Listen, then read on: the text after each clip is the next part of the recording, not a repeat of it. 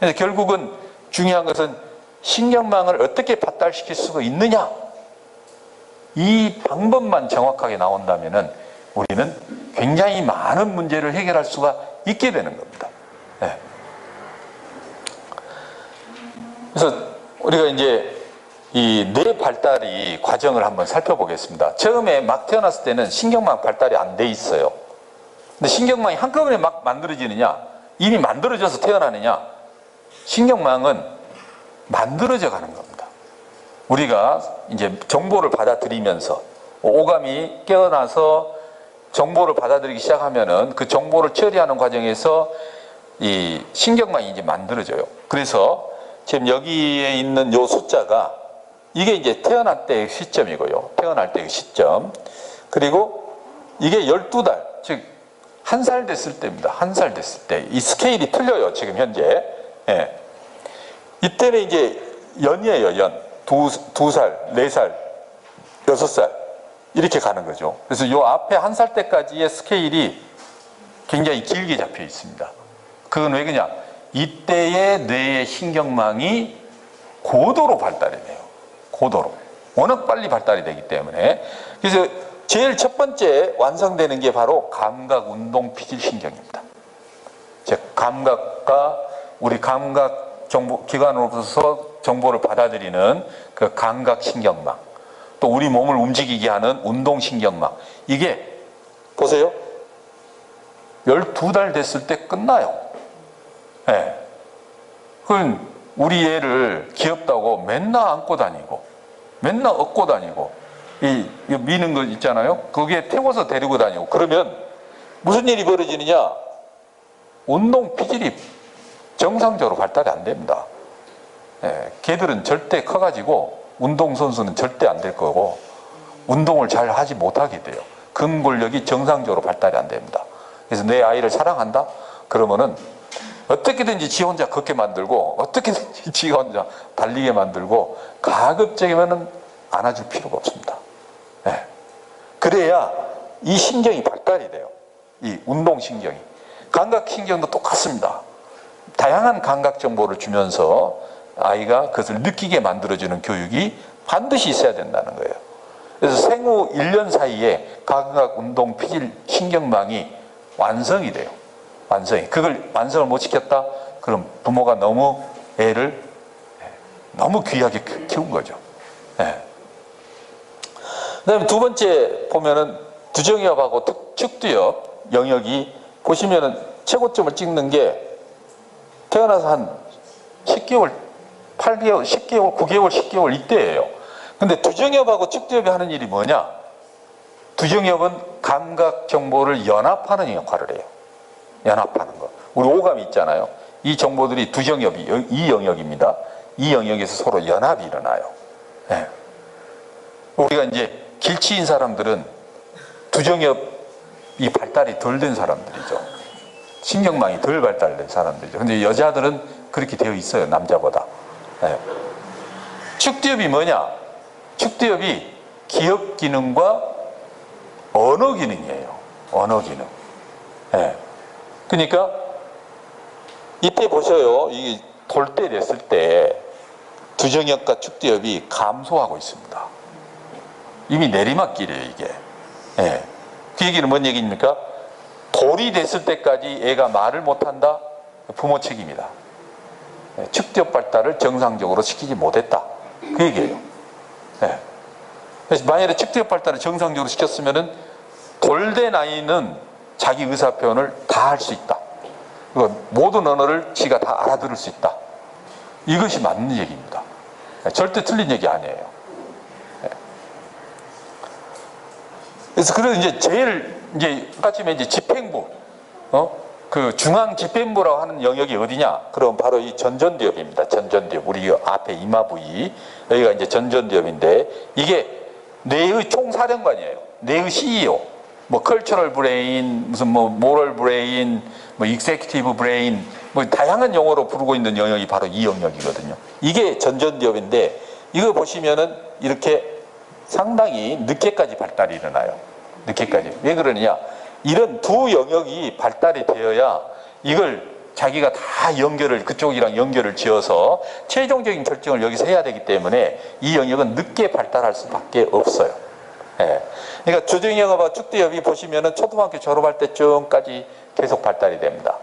그러다가 전전대협은 16세, 즉 고등학교 1학년 이때까지 해서 전전대협이 충분히 발달이 된다는 것이죠. 예. 근데 이제 전전대협은 이제 모든 의사결정, 판단, 생각하는 것, 뭐 상상하는 것, 이 모든 일들이 여기에서 다 일어나요. 또 어떤 계획을 세우고 어떤 미래에 대해서 예측을 하고 이런 게 전부 다 이 전전대협에서 다 일어나는 일들이죠. 그래서 그 발달의 정점이 뭐냐? 유치원 때입니다. 유치원 때 6세. 6세. 그러니까 결국은 유아교육이라고 하는 것이 너무나 중요하다는 얘기죠. 이 전전대협. 사고할 수 있는, 혼자 문제를 해결하고 혼자 사고할 수 있는 능력을 키우는 교육이 유아교육의 핵심으로 가야 된다는 거죠. 그러면은 이 전전대협을 충분히 발달시킬 수가 있어요.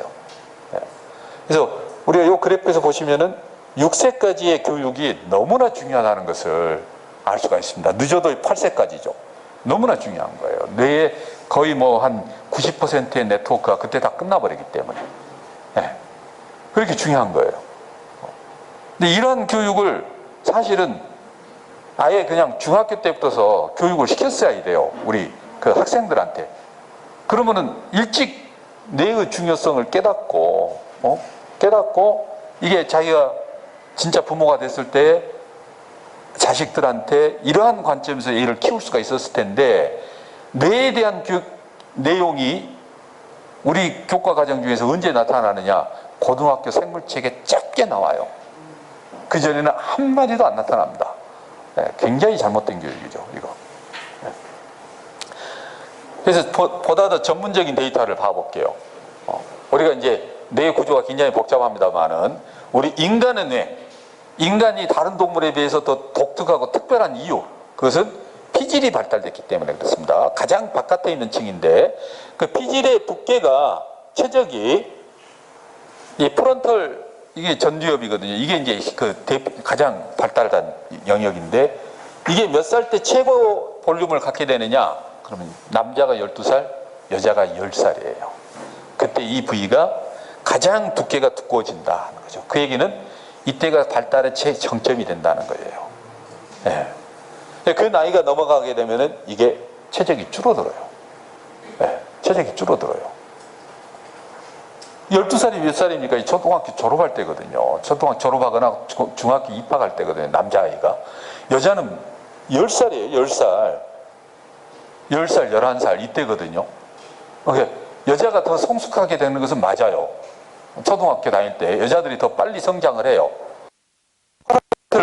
로브라고 하는 것이 바로 두정엽이거든요. 이게 시공간 지각 능력하고 밀접한 관계를 갖고 있고, 또한 감각 연합 영역이 여가 있기 때문에 이때도 역시 똑같습니다. 10살, 12살이에요. 그리고 템포럴 로브라고 하는 것이 바로 축대엽이에요. 이게 언어 영역, 기억 능력 이런 것들이 다 여가 있습니다. 감정과 관계된 것들도 여가 있고요. 이 프론털 로브에서 이성적 감정, 여기에서는 감성적 감정. 틀려요, 영역이. 이것은 16살이에요. 16살. 그러니까 우리가 6세까지 해갖고 모국어 끝내고 그 이후에 제2 외국어로 무엇을 가르쳐도 다 괜찮아요. 근데 모국어를 완성을 안 시킨 다음에, 안 시킨 상태에서 이것저것 공부를 시켜버리잖아요. 죽도 밥도 안 돼요. 그래서 저는 유치원에서 영어 교육을 반대하는 사람이에요. 왜? 모국어가 제대로 자리를 못 잡아요. 그렇게 되어버리면. 근데 6세까지 해서 모국어 딱 자리 잡게 한 다음에 그 이후에 초등학교 들어가서 영어, 일본어, 중국어, 독일어, 프랑스어, 스페인어 뭘 가르쳐도 그 뇌는 다 합니다. 그게 안 된 상태에서는요, 못해요. 그게 바로 이게 16살까지 이 그래프가 최저까지 올라가기 때문에 그래요. 측대엽 발달이 그렇게 되어 있어요. 측대엽 발달 자체가.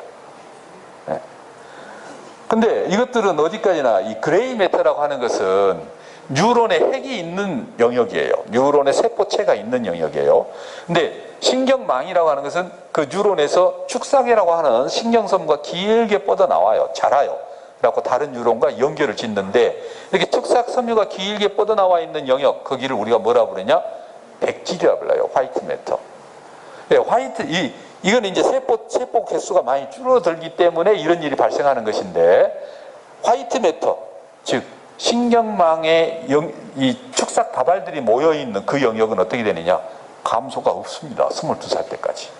계속 증가가 일어나요. 즉 우리 뇌는 비록 세포 개수는 줄어들지 몰라도 상호간에 연결하는 신경섬유의 발달은 지속적으로 계속 일어난다는 겁니다. 이게 실제로 이 이후에 우리가 이제 연구 논문들을 보면은 80세까지 뇌의 이 그 발달을 쭉 그 연구한 논문들이 있어요. 거기 보면은 대부분 남자나 여자나 거의 30살 때까지는 백질이 쭉 증가가 일어납니다. 그래서 남자는 그 이후로 그 상태가 거의 유지가 되는데, 여자는 24살 때부터서 감소가 일어나요. 백질 감소가. 그래서 여자가 노화가 더 빨리 일어납니다. 남자에 비해서. 그 뇌 구조가 그렇게 되어 있다는 거죠. 결국은 신경망이 어느 정도까지 쭉 발달이 되다가 그 다음에는 이제 세포 개수가 워낙 많이 줄게 되니까 점점점 그 양이 이제 줄어들게 되는 그런 양상으로 발달이 된다는 것입니다. 그래서 뇌 발달에 있어서 중요한 것은요, 시기가 결정돼 있다는 거예요. 우리가 그 시기를 놓쳐버리면은 그걸로 끝이에요. 그걸 회복시키려면은 굉장히 많은 노력이 들어가야 됩니다. 아까쯤에 제가 3단계 얘기했잖아요. 3단계. 제일 첫 번째, 제일 중요한 단계, 주의 단계. 정보를 선택하는 단계. 그 단계에서 안 되는 이유들은 바로 신경망이 정상적으로 발달되는 그 프로세스를 소홀히 지나감으로써 신경망이 정상적으로 발달이 안 되어 버린 거예요. 그래서 이렇게 뇌는 발달 단계에 대한 시기가 딱 정해져 있는데 이미 그 시기는 지나버렸어. 그걸 고칠 수 있는 방법이 없는 거예요. 거기에 아무리 좋은 선생을 붙이고 아무리 많은 돈을 투자한다 해도 그건 안 됩니다. 방법이 없어요. 결국은 어떤 방법이 있겠습니까? 뭐 시간 여행을 해서 어렸을 때 어린 시절로 가서 다시 신경망을 발달시켜? 안 되죠. 이미 컸기 때문에. 그래서 뭔가 신경망을 새롭게 발달시킬 수 있는 기술이 필요하다는 거죠. 네. 그래서 신경망의 발달은 네 학습 능력과 직결되어 있는 거예요. 근데 학습 능력뿐만이 아니에요. 신경망의 발달은 뇌 건강, 뇌가 가지고 있는 모든 문제점들이 전부 이것과 연결이 되어 있습니다. 네. 그래서 이것만 정상적으로 발달이 되면은 우리는 뇌에 있는 거의 모든 문제를 바로 잡을 수가 있어요. 네. 바로 잡을 수가 있습니다. 네. 그래서 우리가 신경망이 어떻게 발달되어 있느냐, 이것을 뭘로 관찰할 수 있을까? 바로 뇌파라고 하는 그 신호를 분석을 해서 그걸 알 수가 있습니다. 뇌를 측정하는 여러 장치들이 있어요. 여기 보시면은 뭐 이제 직접 보는 것도 있겠습니다만은 이 PET라는 것도 있고 MRI라고 하는 장치도 있고, 이러한 장치들 덩치도 엄청나게 크죠. 뭐 인체에 어떤 특정한 자극을 줘야지 돼요. 방사성 물질을 쓸 수도 있고. 근데 관찰하는데 시간이 많이 걸립니다. 뭐 10분, 20분 막 이 정도 기계에 들어가고 누워 있어야 되잖아요. 실시간 관찰이 불가능해요. 근데 실시간으로 관찰이 가능한 것은 바로 EEG하고 MEG라고 하는 장치입니다. 근데 MEG는 엄청나게 부피도 크고 무지하게 비싸요. 국내에 많지도 않습니다. 이거 장비가. EEG는 아주 간편하게 만들 수가 있어요. 근데 이것은 실시간 관찰이 가능하다. 즉 밀리세컨드 단위의 관찰이 가능하다는 것이죠. 밀리세컨드면은 천분지 1초입니다. 천분지 1초. 즉 천분지 1초 단위로 뇌에서 발생하는 사건을 바로바로 측정할 수 있는 그러한 장치가 바로 뇌파 측정기라는 거예요. EEG가 뇌파 측정기입니다. EEG가. 예. 그래서 우리가 뇌의 신경망을 따라서 뇌 정보가 처리되고 있는 이러한 과정은 뇌파를 측정을 해서 관찰이 가능하다. 그 얘기가 되겠죠. 뇌파를 측정을 하면은 그러면 어떤 식으로 신경망이 발달되어 있다는 것을 알 수가 있느냐. 그러면은 여기 그림이 있는데요. 비동기와 동기화가 있습니다. 예. 비동기화라고 하는 것은 뉴런들이, 즉 뇌세포들이 각기 따로따로 활동하는 상태예요. 그런 상태에서는 뇌파가 빠른 리듬으로 나타나요. 근데 이 밑에 있는 동기화라고 하는 것은 뉴런들이 상호간에 밀접하게 연결이 돼가지고 동시에 서로 리듬을 맞춰서 활동할 때입니다. 그때는 뇌파가 저렇게 느리게 뛰는 리듬이 나타나요. 그래서 이러한 이 상태는 우리가 실제로 어떤 의식 상태에 있느냐에 따라 가지고 뇌파가 빨라졌다 느려졌다 하는 것하고 똑같은 얘기예요. 잠을 잘 때는 뇌 전체가 잠자는 상태, 즉 비활성화 상태로 빠지기 때문에 이게 동기화가 일어납니다. 그래서 뇌파가 느리게 되는 거예요. 우리가 이제 생각을 하고 문제 풀고 그럴 때에는 뉴런의 각각 기능들이 뿔뿔이 흩어져 있는 것들이 서로 맡은 기능을 해내야 되기 때문에 비동기화가 일어나요. 비동기화가 일어나기 때문에 뇌파가 베타파, 저렇게 빠른 리듬이 발생이 되는 겁니다. 그래서 우리가 어떤 의식 상태에 있느냐에 따라서 뇌의 활동 리듬이 정확하게 달라져요. 근데 이 값은 모든 인간에게 똑같은 값이에요. 예외가 없습니다. 예외가 없어요. 정상인 경우에. 여기서 예외가 발생하는 것은 바로 문제가 있을 때 예외가 나와요. 문제가 있을 때. 그러면 간단하잖아요. 뇌파를 찍어보면 정상은 이렇게 알려져 있기 때문에 여기에서 벗어난 사람은 문제가 있다, 그렇게 우리가 판정할 수가 있는 거예요. 굉장히 쉽게 되죠. 예를 보시면은 이 사람이 눈을 감았을 때예요. 우리가 눈을 감았을 때는 정상 성인의 경우 일초에 10번 뛰는 뇌파가 딱 나옵니다. 모든 사람이 다 똑같아요.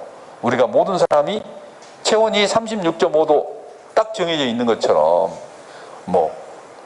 우리 황인종이라고 해서 빠르고 백인종이라 해서 느리고 그런 거 없어요. 모두 다 똑같거든. 뇌파도 똑같아요. 그래서 모든 인간은 사실은 인간만이 아니라 척추동물이 다 이래요. 포유류가 다 똑같습니다. 눈을 감았을 때 1초에 10번 뛰는 리듬이 나옵니다. 이러면은 이 사람 뇌는 정상적인 리듬을 가지고 있다라고 판단합니다. 눈을 감았을 때. 눈을 뜨면은 그 신호가 딱 없어져 버려요. 눈을 뜨면 없어져 버려요. 이렇게. 다시 눈을 감으면 다시 나와요. 이것만 봐도 우리는 이 사람은 뇌가 지금 현재 어떻다 하는 것을 판단 내릴 수가 있어요. 그럼 왜 눈을 감았을 때에는 1초에 10번 뛰는 리듬이 나오느냐? 그래서 시각 정보를 처리하는 영역이 뇌에 굉장히 광범위하게 뻗어 있습니다. 이게 후두엽뿐만이 아니라 두정엽도 연결이 돼 있고 측두엽도 연결이 돼 있고 이 전전두엽하고도 연결이 다 돼 있어요. 근데 눈을 딱 감으면은 그 정보가 없어지거든요. 없어지니까 뇌의 많은 부분이 쉬어버려요. 할 일이 없어지는 거야. 그래서 동기화가 일어나요. 적당한 동기화가 일어나요. 적당한 동기화. 잠잘 때처럼 아주 높은 동기화가 발생하는 것이 아니라 적당한 동기화가 일어나기 때문에 이렇게 눈을 감았을 때 10번 뛰는 리듬이 발생하게 되는 겁니다. 그래서 여러분들이 지금 뇌파를 딱 찍으면서 눈 감으세요 하고 딱 봐서 11Hz 리듬이 안 나왔다. 문제가 있는 거예요. 그래서 우리가 체온을 재서 36.5도가 안 나온 거랑 똑같은 거예요. 그래서 이상 뇌파는 어떤 형태인가 이게 다 밝혀져 있어요. 다 밝혀져 있기 때문에 어떤 형태의 뇌파가 나오면 이 사람 어떤 문제가 있다, 어떤 문제가 있다, 어떤 문제가 있다 이런 게 다 밝혀져 있습니다. 그러면 우리가 뭘 하면 됩니까? 우리한테 필요한 것은 뭐냐? 저렇게 덩치가 큰 MRI 장치, 펫 장치, 스펙트 장치가 우리한테 필요한 게 아니고요. 체온계처럼 간편하면서 우리가 원할 때마다 측정할 수 있는 그런 장치가 필요해요. 그러면은 언제든지 그냥 뇌파 딱 찍어가지고 나의 뇌가 정상이냐 비정상이냐 눈 감았다 뜨기만 하면 돼. 얼마나 쉽습니까? 저는 그러한 장치 개발에 중점을 둔 거예요. 이 중요한 뇌를 제일 중요한 뇌를 왜 간편하게 측정할 수 있는 장치를 안 받느냐. 이건 잘못돼 있다 이거죠. 정말로 중요한 건데 이것을 쉽게 측정을 하고 그 측정된 신호를 쉽게 판단할 수 있는 이런 프로그램을 왜 안 만드냐. 제일 중요한 거거든요. 국민건강검진에 가가지고도 뇌파 검사를 안 하고 있어요. 왜 그러냐. 장치가 너무 커. 머리에다 온갖 전극을 다 부착을 해야지 돼. 그걸 어떤 병원에서 그걸 하겠어요? 1시간씩 걸리는데 못합니다. 그래서 그냥 단순하게 간단히 해서 10Hz 나오느냐 안 되느냐 판단하고 문제되는 뇌파가 있느냐 없느냐 그것만 판단해버리면 우리는 이 사람이 우울증이 있는지 잠을 못 자는지 두통이 있는 건지 ADD인지 ADHD인지 다 판별할 수가 있는데 이걸 왜 못하느냐. 해보니까 빅데이터가 필요해요. 빅데이터. 다양한 이 증상에 대한 뇌파 데이터를 다 만들어야지 돼요. 그 뇌파 데이터를 만드는 작업이 장난이 아닙니다. 네. 그래서 이번에 하버드 대학교에서 어떤 프로젝트를 가동했냐면은 100만 명의 뇌파를 수집하는 프로젝트가 시작이 됐어요. 100만 명. 그래서 뇌파 빅데이터를 만들겠다. 그렇게 나섰어요. 저는 20년 동안에 그걸 다 만들었습니다. 저는 다 갖고 있어요. 그래 나서 훨씬 앞서가고 있는 거예요. 그 데이터를 다 만들어 버렸기 때문에. 네. 그게 엄청난 무기가 되는 거죠. 저희 그 BQ 프로그램이라 하는 것이 바로 그런 빅데이터를 기반으로 해서 뇌를 분석할 수 있는 그런 프로그램이 되는 겁니다. 그래서 그 프로그램 할 때 5분밖에 안 걸리잖아요. 5분 딱 검사하고 나면은 얘가 어떤 문제가 있는지 정확하게 나옵니다. 정확하게. 그 문제점을 가지고 그다음에 해결해야죠. 솔루션이 없는 검사는 의미가 없어요.